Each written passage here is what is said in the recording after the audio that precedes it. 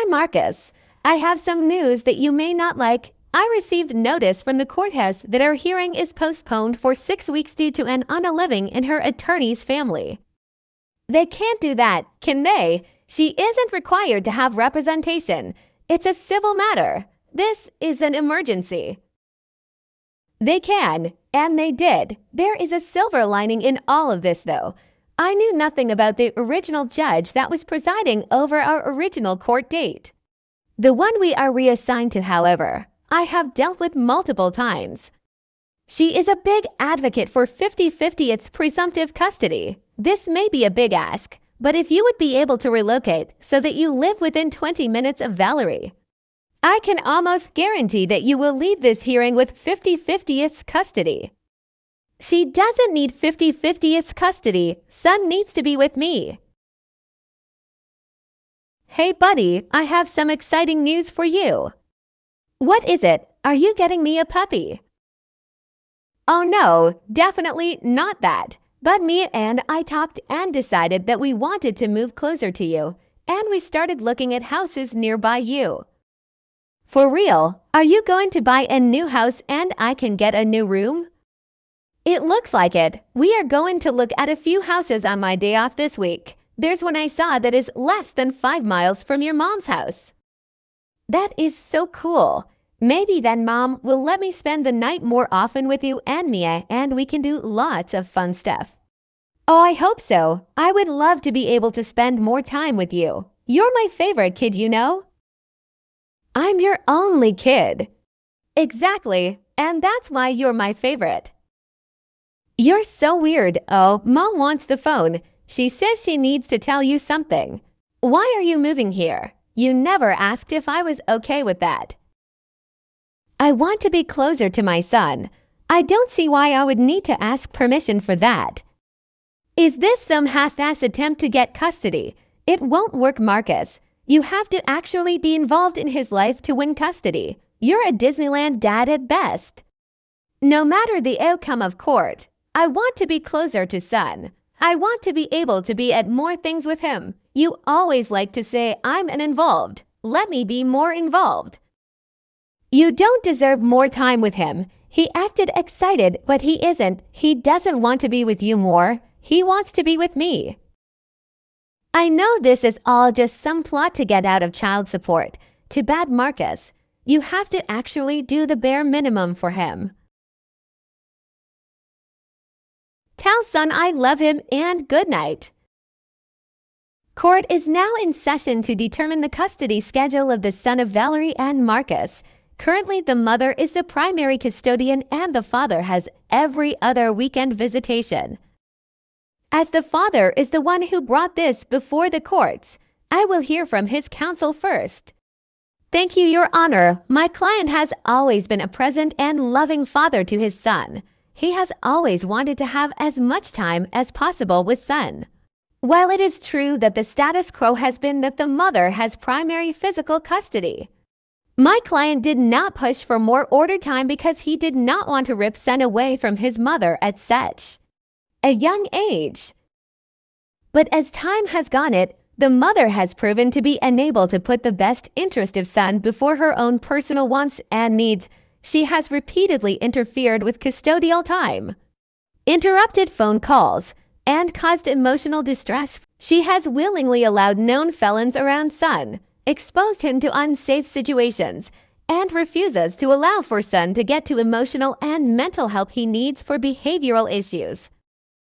My client is willing to go above and beyond to provide son with everything he needs to succeed. All he wants is to ensure his child is safe and loved, and able to spend time with both parents as long as he is properly cared for. Do you believe that the relationship between the son and father is strained due to the mother's actions? Yes, that is unfortunately a reality. If you look at the text documentation, as well as the video evidence that was submitted, you will see multiple instances in which the mother openly admits to telling the son terrible things about the father in an attempt to drive him away. Can you explain why you believe that the mother is willingly putting son in unsafe situations? The mother has a protection order against Brian Blank due to a history of domestic violence. Just 3 months ago, the mother moved this man back into her home with son and attempted to hide this fact from my client. She also has publicly posted evidence that she allows felons and known Dr. OG dealers into her home. While son is not always present during these times, it is still clearly inviting potential danger. Ideally, my client is fighting for primary physical custody of son. However, we believe that if the mother is made to abide by a court order, son would benefit from an equal 50-50th custody schedule. At the end of the day, he only wants to see his son safe and loved. Thank you. I will now hear from the mother's counsel. Thank you, Your Honor. I would like to acknowledge that all parties here want what is best for son.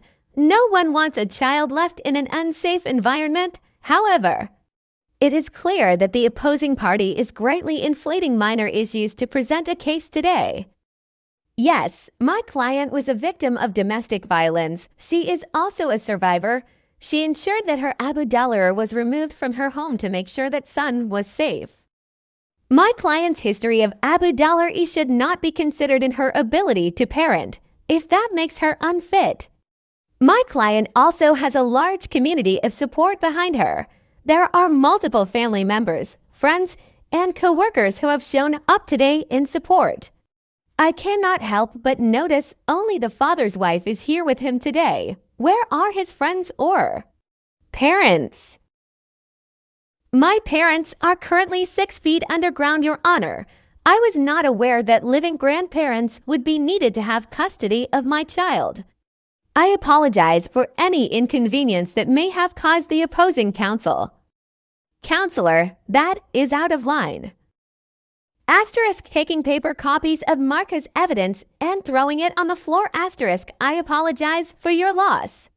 I also apologize for the fact that the evidence the other party has provided is baseless and meaningless. Assess, my client's private life has no bearing on her parenting ability. My client is a single mother. She is allowed to date. She is allowed to enjoy her single life without her ex-husband attempting to use it against her. Why is it that he is allowed to get remarried and my client is expected to live the life of a nun? The father claims that he wants what is best for the child, but he has attempted to sabotage multiple opportunities for the child because the mother is the one who was in control of the issue. He has blocked the child from beginning therapy because of his unwillingness to compromise on the mother's wishes.